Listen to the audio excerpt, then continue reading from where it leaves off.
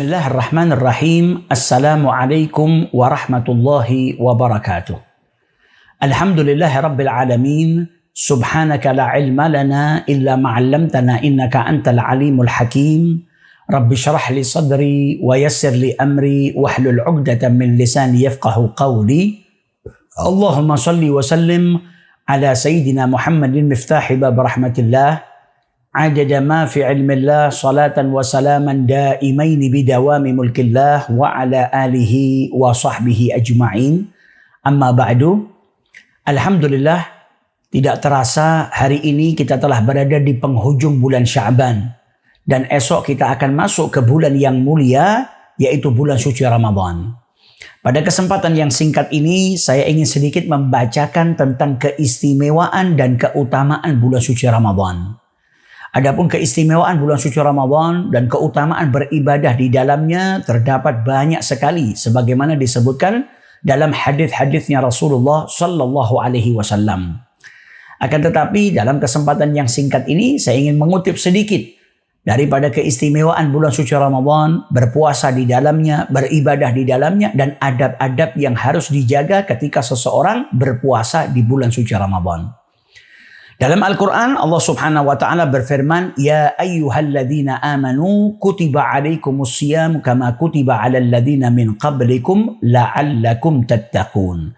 Hai orang-orang yang beriman, telah diwajibkan atas kalian berpuasa sebagaimana telah diwajibkan atas umat-umat sebelum kalian agar kalian bertakwa. Jadi berpuasa ini bukan hanya dilakukan oleh umat Islam atau umatnya Nabi besar Muhammad sallallahu alaihi wasallam. Akan tetapi umat terdahulu mereka juga diwajibkan oleh Allah Subhanahu wa taala untuk berpuasa. Dan tujuan Allah Subhanahu wa taala memerintahkan hamba-hambanya untuk berpuasa agar mereka lebih bertakwa kepada Allah Subhanahu wa taala. Puasa di bulan suci Ramadan diperintahkan oleh Allah Subhanahu wa taala kepada umat Islam di tahun kedua setelah hijrahnya Nabi besar Muhammad sallallahu alaihi wasallam. Sebagaimana diriwayatkan di bulan Sya'ban di tahun kedua setelah hijrahnya Nabi Muhammad sallallahu alaihi wasallam turun perintah dari Allah Subhanahu wa taala untuk mengerjakan puasa di bulan suci Ramadan. Dan bulan Ramadan ini diberi nama Ramadan. Disebutkan dalam riwayat bahwasanya ketika bangsa Arab mereka memberikan nama-nama pada bulan-bulan mereka, ketika ingin memberikan nama bulan yang ke-9 yaitu bulan Ramadan, saat itu bertepatan dengan musim yang sangat panas. Oleh karena itu mereka memberi nama bulan tersebut dengan Ramadan yang diambil daripada Ar-Ramdha. Dalam riwayat yang lain disebutkan li'annahu yarmidhud dunub ay yahrikuha. Disebut Ramadan juga karena di bulan tersebut perbuatan dosa atau dosa-dosa manusia dibakar oleh Allah Subhanahu wa taala yang artinya diampuni oleh Allah Subhanahu wa taala. Adapun keistimewaan bulan Ramadan sangatlah banyak. Dan orang yang berpuasa di bulan suci Ramadan pada hakikatnya dia sedang membuktikan rasa cintanya, mahabbahnya kepada Allah Subhanahu wa taala. Seseorang yang berpuasa dia rela meninggalkan makan, meninggalkan minum dan lain sebagainya yang tadinya diperbolehkan. Ia rela meninggalkannya semata-mata karena tunduk dan taat dengan perintahnya Allah Subhanahu wa taala. Berarti pada hakikatnya seseorang yang berpuasa dia sedang membuktikan rasa cintanya kepada Allah Subhanahu wa taala. Di bulan suci Ramadan ini Allah Subhanahu wa taala menurunkan Al-Qur'an. Sebagaimana difirmankan oleh Allah Subhanahu wa taala di dalam Al-Qur'an, "Syahrul Ramadan alladzi unzila fihi al-Qur'an." Di bulan Ramadan juga terdapat satu malam yang lebih mulia daripada 1000 bulan, yaitu malam Lailatul Qadar.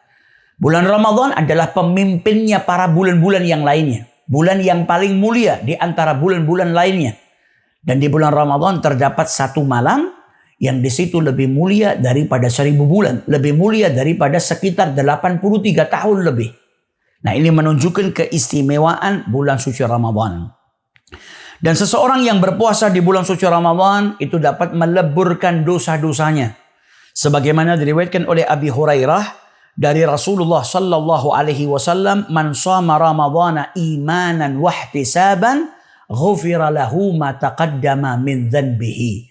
Barang siapa yang berpuasa di bulan suci Ramadan dengan penuh keimanan, meyakini kewajiban berpuasa di bulan suci Ramadan, wahtisaban, yaitu melaksanakannya ikhlas semata-mata karena Allah Subhanahu wa taala, ghufira lahu ma taqaddama min dzanbih, maka dosa-dosanya yang telah lalu akan diampuni oleh Allah Subhanahu wa taala. Dalam hadis yang lain juga diriwayatkan oleh Abi Hurairah, Nabi SAW bersabda, as-salawatul khams, salat 5 waktu, wal jum'atu ilal jum'ati, dan dari satu Jumat ke Jumat berikutnya, dari salat Jumat ke salat Jumat berikutnya, wa Ramadan ila Ramadan, dan dari Ramadan ke Ramadan berikutnya, yaitu dari puasa di bulan suci Ramadan menuju ke puasa berikutnya di bulan suci Ramadan, mukaffiratun ma bainahunna idza jatanabal kabair. Maka di antaranya dosa-dosanya diampuni oleh Allah Subhanahu wa taala jikalau orang tersebut menjauhi dosa-dosa besar.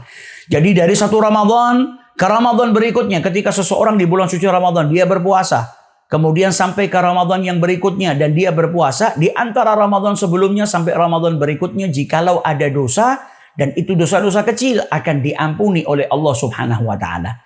Adapun dosa besar, untuk mendapatkan ampunan daripada Allah Subhanahu wa taala, maka seseorang dituntut untuk bertaubat kepada Allah Subhanahu wa taala. Dengan taubatan nasuha, maka dia akan mendapatkan ampunan daripada Allah Subhanahu wa taala. Jadi Ramadan, jikalau seseorang berpuasa dengan penuh keimanan dan keikhlasan semata-mata karena Allah Subhanahu wa taala, dosa-dosanya yang lalu akan diampuni oleh Allah Subhanahu wa taala. Dan salah satu keistimewaan juga daripada berpuasa di bulan suci Ramadan, seseorang yang berpuasa itu doanya diijabahi oleh Allah Subhanahu wa taala. Sebagaimana disebutkan dalam hadis, Rasul sallallahu alaihi wasallam bersabda, "Thalathatun la taruddu da'watuhum." Ada 3 golongan yang doanya tidak ditolak oleh Allah Subhanahu wa taala. Salah satunya adalah as-shaimu hatta yuftir, orang yang berpuasa sampai dia berbuka. Oleh karena itu hendaknya seseorang yang sedang berpuasa, dia tidak melewatkan kesempatan yang baik ini, tidak menyia-nyiakan kesempatan yang baik yang diberikan oleh Allah Subhanahu wa taala. Seseorang yang sedang berpuasa doanya mustajab. Maka ketika kita berpuasa, hendaknya kita banyak berdoa, memohon kepada Allah Subhanahu wa taala, karena di saat itu doa seseorang yang berpuasa diijabahi oleh Allah Subhanahu wa taala. Dan bulan suci Ramadan adalah bulan berbagi. Nabi Muhammad dikenal sebagai seseorang yang sangat dermawan.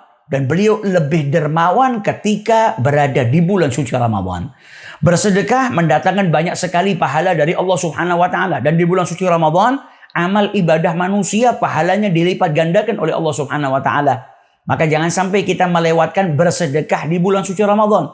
Karena Ramadan juga mengajarkan kepada kita untuk berbagi kepada mereka yang tidak mampu. Berbagi kepada mereka yang kondisi ekonominya mungkin tidak sebaik diri kita.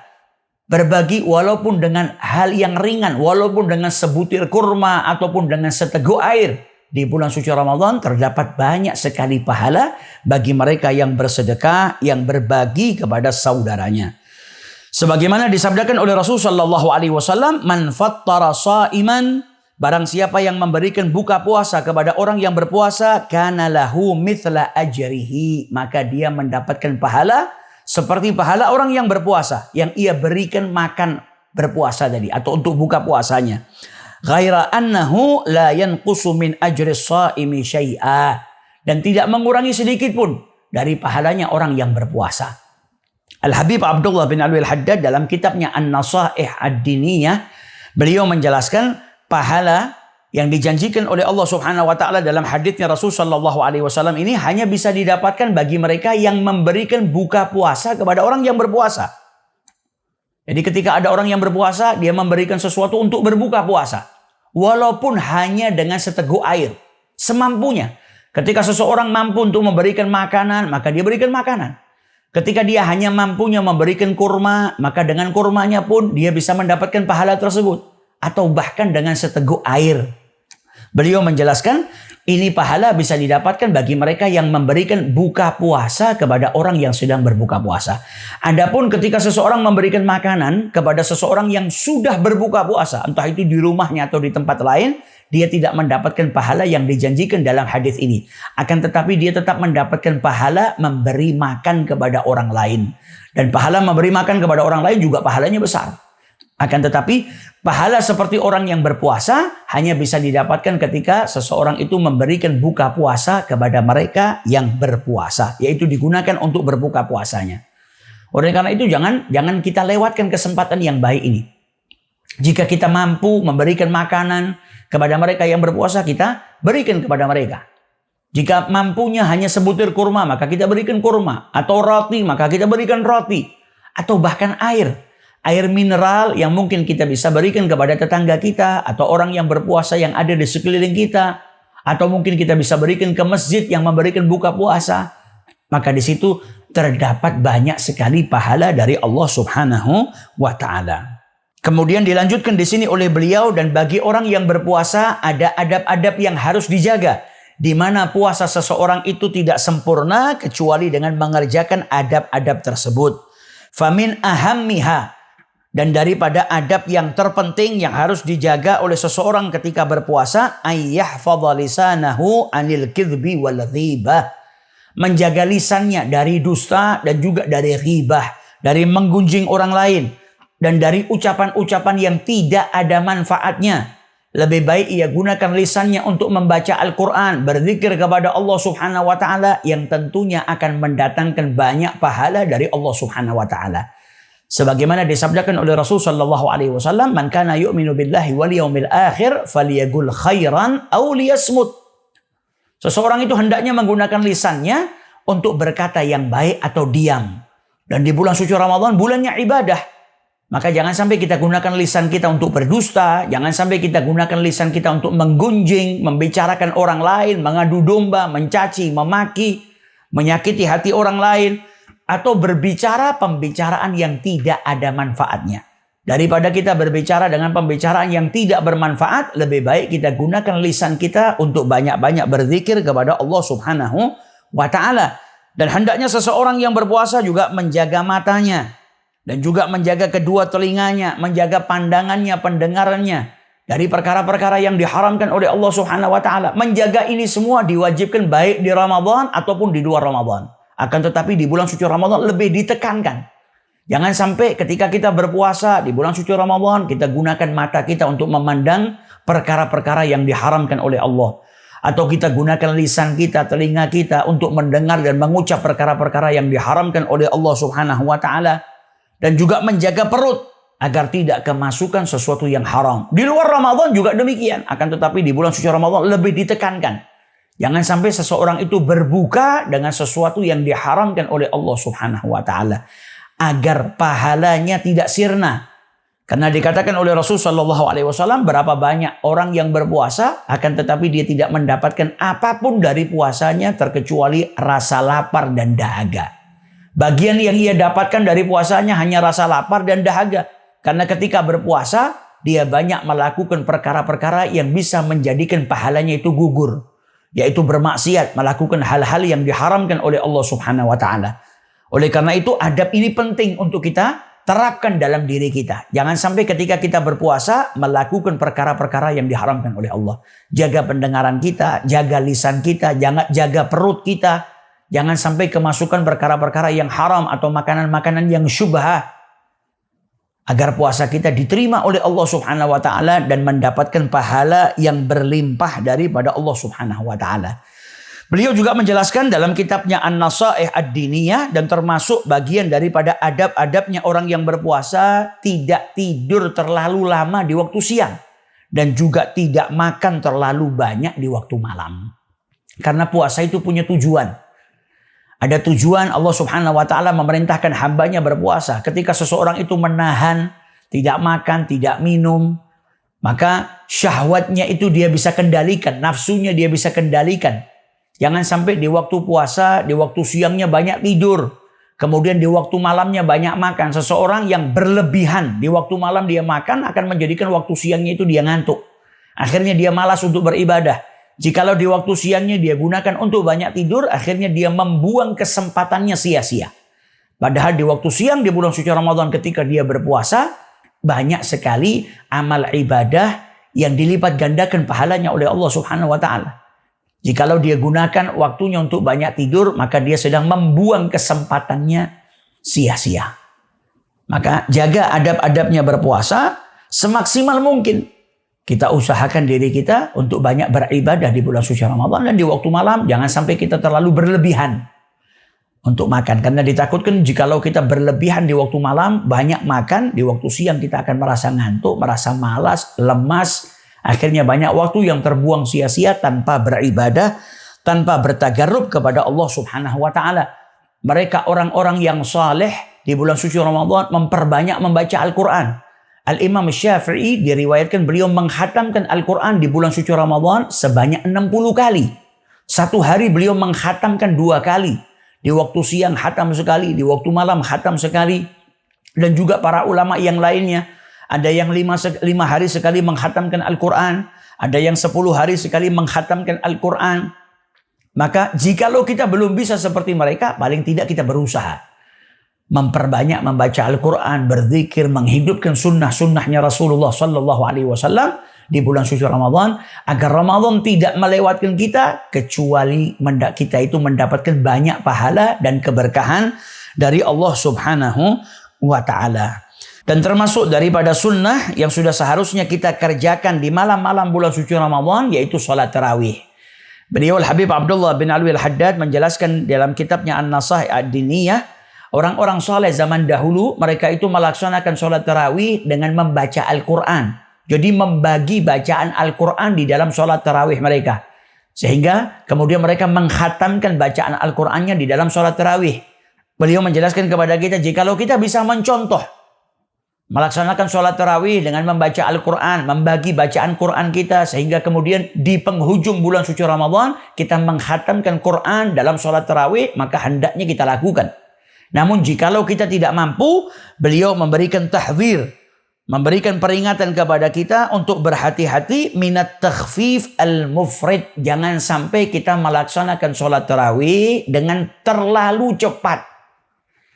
Membaca surat yang pendek tidak ada masalah, namun lakukan dengan baik, bitta'anni, tidak cepat-cepat. Beliau mengatakan jangan sampai kita itu melaksanakannya terlalu cepat sehingga akhirnya ada rukun-rukun sholat yang ditinggalkan. Seperti tumak ninah di dalam ruku atau tumak ninah di dalam sujud. Atau kemudian bacaan Fatihahnya salah, tidak dibaca sebagaimana semestinya.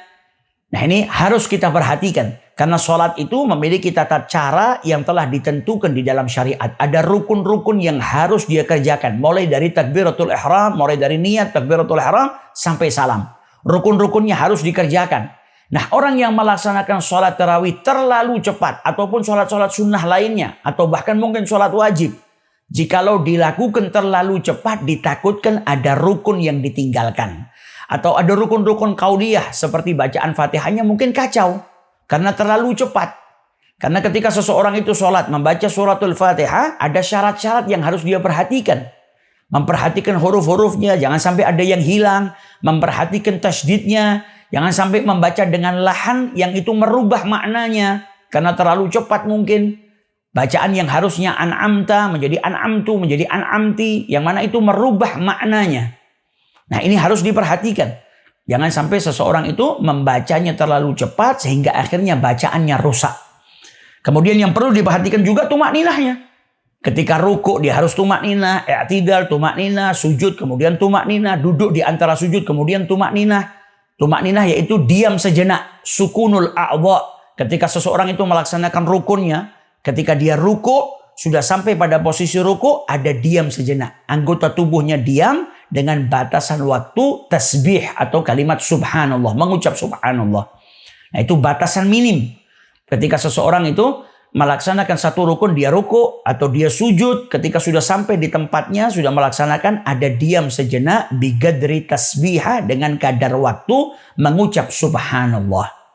Maka hendaknya kita melakukan ini semua dengan penuh tumakninah dan kita baca doa-doa yang disunnahkan ketika kita ruku, i'tidal, sujud, duduk di antara dua sujud. Selain kita mendapatkan pahalanya sunnah, tentu tumakninahnya aman.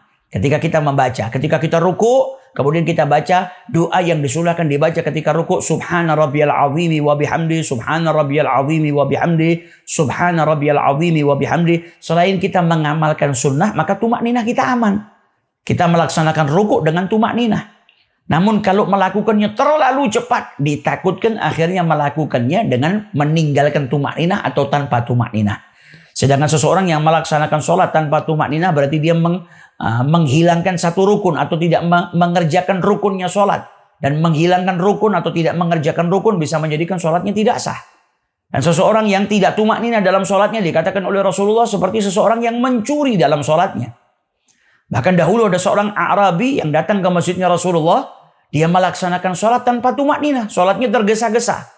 Maka Nabi memerintahkan orang tersebut untuk mengulangi sholatnya. Irji' fasalli fa innaka lam tusalli. Kembalilah sholatlah, sesungguhnya kau belum sholat. Kemudian orang tersebut mengulangi sholatnya. Selesai sholat, Nabi Muhammad masih berkata, Irji' fasalli fa innaka lam tusalli. Diperintahkan lagi oleh Nabi Muhammad untuk sholat. Dia belum sholat. Sampai diulang 3 kali. Setelah 3 kali, baru orang tersebut berkata, saya nggak bisa yang lebih baik dari ini ya Rasulullah. Fa'allimni, ajarkan kepada saya. Maka Nabi pun mengajarkan orang tersebut sholat dengan penuh tumakninah. Idza gumta ila shalah fakabbir. Waqra' ma tayassara ma'aka minal Qur'an. Bacalah surat Al-Fatihah. Kemudian thumarka. Rukuklah hatta tatma'inna raki'an. Sampai engkau tumakninah dalam rukukmu. Sampai kau sempurna dalam rukukmu. Rukuk yang sempurna itu adalah rukuk yang dilakukan dengan tumakninah. Kemudian thumarfa hatta ta'dila ga'imah. Kemudian bangunlah sampai kau posisimu sempurna dalam keadaan berdiri. Thumasjud, kemudian sujudlah hatta tatma'inna sajidah, sampai kau tumakninah dalam sujudmu, sempurna sujudmu. Thumarfa, kemudian bangunlah hatta tatma'inna jalisa, sampai kau tumakninah dalam dudukmu, duduk di antara 2 sujud juga tumakninah. Waf'al dzalika fi salatika kulliha, dan lakukan ini di seluruh salatmu. Diajarkan tumakninah oleh Rasulullah Shallallahu Alaihi Wasallam. Nah, ini yang hendaknya kita harus perhatikan. Baik itu di sholat tarawih atau sholat-sholat yang lainnya. Jangan sampai kita melakukannya terlalu cepat sehingga akhirnya ada rukun-rukun yang kita tinggalkan. Kemudian di mana para ulama juga menyebutkan, nah ini yang harusnya kita tanamkan mulai hari ini. Besok kita akan masuk ke bulan suci Ramadan. Hari ini kita sudah harusnya memperbanyak niat-niat yang baik, niat-niat yang saleh. Dan kemudian menyiapkan diri kita bahagia dengan masuknya bulan suci Ramadan dan mempersiapkan diri kita untuk memperbanyak amal ibadah di bulan suci Ramadan.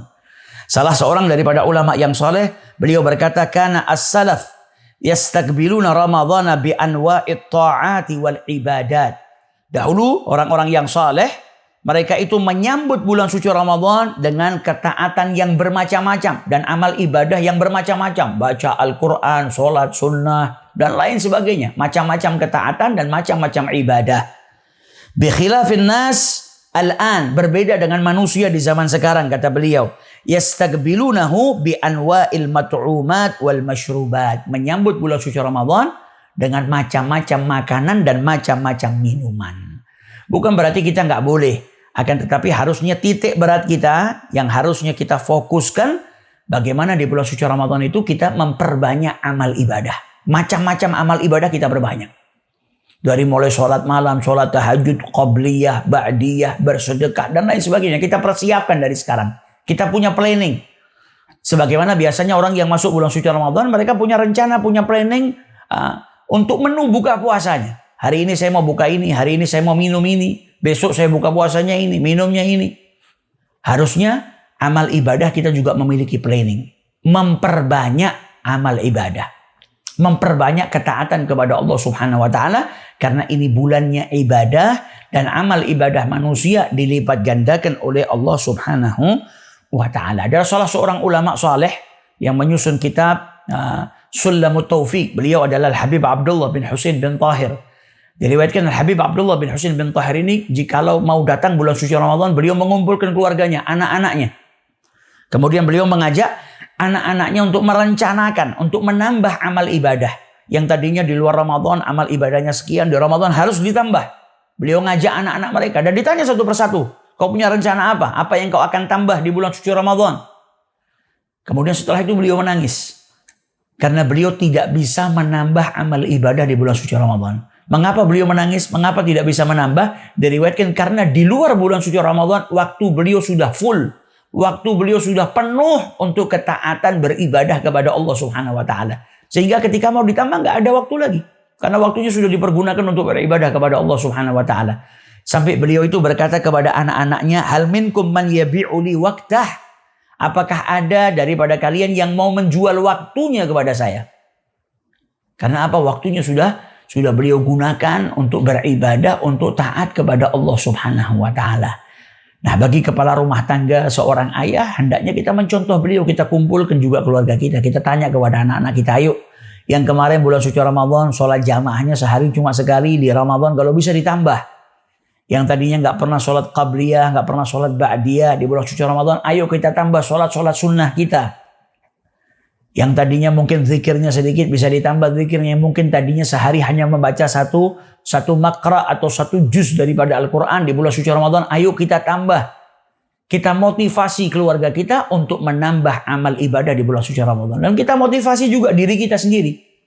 Agar kita tidak melewatkan bulan suci Ramadan kecuali banyak amal ibadah yang kita lakukan. Dan kita lakukannya dengan benar, dengan baik, semata-mata karena Allah Subhanahu wa ta'ala. Dan kita berharap agar puasa kita dan amal ibadah kita diterima oleh Allah Subhanahu wa ta'ala.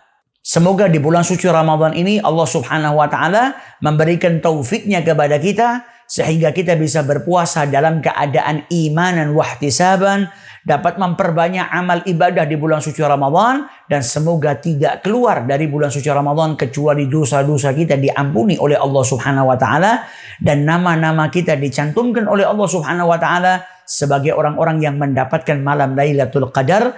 Amin ya rabbal alamin. Selamat menunaikan ibadah puasa di bulan suci Ramadan. Semoga amal ibadah kita diberkahi oleh Allah Subhanahu wa ta'ala. Wallahu a'lam wal 'afwu minkum. Tsumma assalamu alaikum warahmatullahi wabarakatuh.